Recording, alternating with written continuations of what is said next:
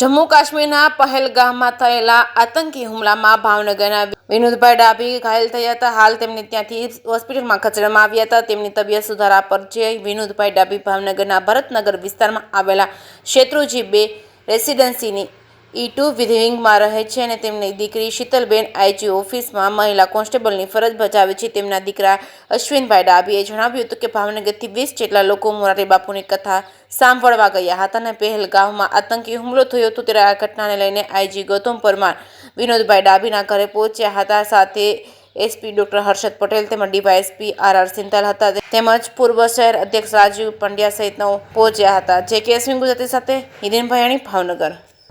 अभी जो जम्मू कश्मीर में जो घटना हुई है उसमें भावनगर के कुछ लोग वहाँ पर पहलगांव में गए थे. वहाँ पर हमारे एक महिला कांस्टेबल के जो पिता है विनोद भाई डाभी, उनके बारे में हमें जानकारी मिली. अभी उनको जो इंजरी हुई थी उसके हिसाब से लोकल पुलिस ने उनको भर्ती करवाया है गवर्नमेंट मेडिकल कॉलेज अनंतनाग में और उनकी तबीयत अभी अच्छी है और उनसे संपर्क करने की हम लोग कोशिश कर रहे हैं. सर अन्य 2 लोग भी घायल हुए हैं, उनका भी तो हाँ, अभी जो घायल हुए उनका नाम CRPF और Jammu and Kashmir local police जो है उनके पास जो लिस्ट है हमारे पास, जैसे कितने लोग गए थे उनका नाम पूरा का पूरा आ जाए वो वेरीफाई करने की अभी प्रक्रिया चालू है. तो थोड़ी देर में हमको और ज़्यादा जानकारी मिल सकती है. अभी तक जो इन्फॉर्मेशन मिली यहाँ भावनगर से 20 लोग वहाँ पर घूमने गए थे. नाम અને 16 તારીખે મારા પપ્પાની લોકો સિનિયર સિટીઝનના ગ્રુપમાં અહીંયાથી ફરવા ગયેલા 15 દિવસનો પ્રોગ્રામ કરીને.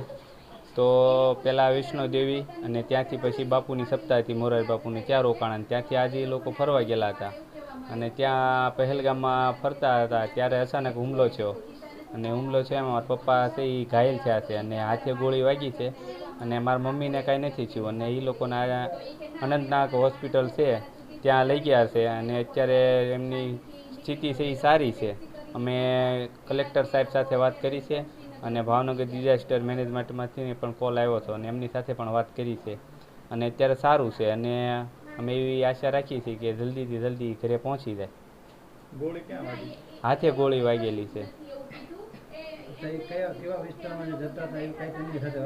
ના એવું મારે એમની સાથે વાત જ નથી થઈ હજી અને અત્યારે એમના બધા ફોન છે એ બંધ આવે છે. આ તો મેનેજમેન્ટ દ્વારા જે કાંઈ કોલ આવે છે એ પ્રમાણે અમે માહિતી તમને આપી. સંપર્ક એક અમારે જે એની સાથે સિનિયર સિટીઝનમાં જે દાદા હતા એમની સાથે વાત થઈ છે. એને કીધું સારું છે.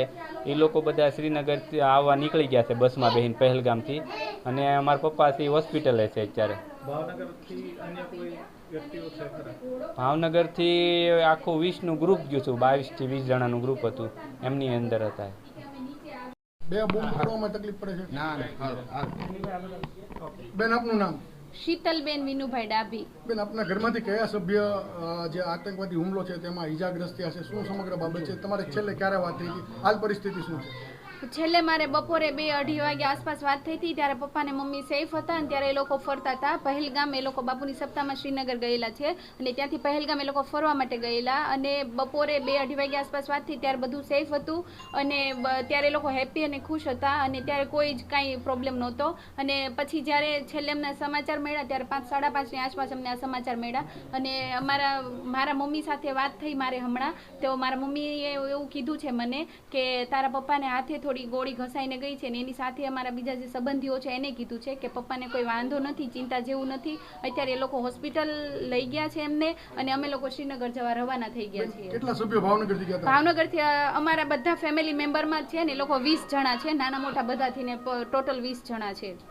એમને ત્યાંનો જે માહોલ છે એમની સાથે તમારે ચર્ચા થઈ, શું વાત થઈ હતી? ત્યારે એ લોકોને એવી વાત થઈ હતી, એ લોકો જ્યારે મિની સ્વિટ્ઝરલેન્ડમાં બેઠા હતા તો મારા મમ્મીની બાજુમાં જે અમારા સંબંધી દાદા છે એને એવું કીધું કે જો કંઈક અવાજ તમને સંભળાયો? તો મમ્મી કે ના. પછી બીજો અવાજ થયો અને પછી 2 અવાજ થયા અને પછી ચારે બાજુથી ધડ ગોળીઓ છૂટવા માંડી એવું એ કહેતા હતા. અને પછી એ લોકો બધા ભાગવા માંડ્યા ત્યાંથી એક જ સાથે અને ઘણા બધા ટુરિસ્ટ હતા. આજે વધારે પબ્લિક હતું, ખુલ્લો ત્યાં વાતાવરણ હતું અને વરસાદી નહોતું એટલે.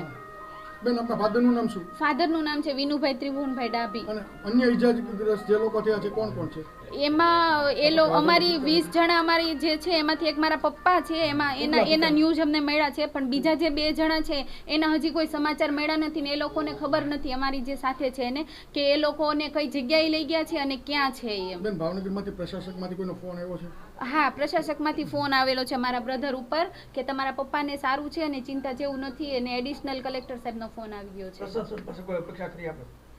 પ્રશાસક પાસેથી તો કોઈ અપેક્ષા એ છે કે મારા ફેમિલી મેમ્બર જે બધા ગયા છે એને સેફ રીતે ભાવનગર પહોંચાડે અને જે યોગ્ય હોસ્પિટલની એમને સારવાર મળી રહે અને મારા પપ્પા સેફ ભાવનગર પહોંચી જાય એવી અપેક્ષા છે. એ બધા આમનામ ઉપર